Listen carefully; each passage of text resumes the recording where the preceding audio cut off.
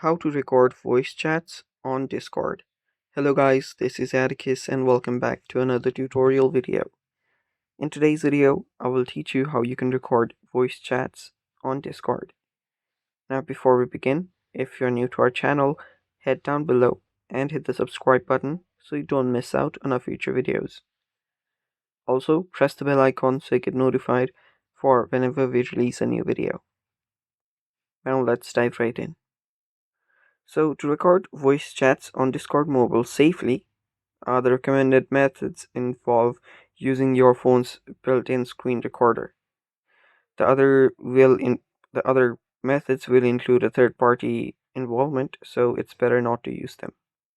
So what you can do is just locate your Discord and open it up. After you're on your Discord, go to the voice channel which you want to record. And on the Discord, before recording, what you'll need to do is make sure you have consent from all the participants before recording. Now, after that, if you do have the consent, you can then swipe down from the top, swipe again, and there you should find a screen recorded option. If you tap on it, you can start recording your screen. After you're recording the screen, everything including the voice will get recorded.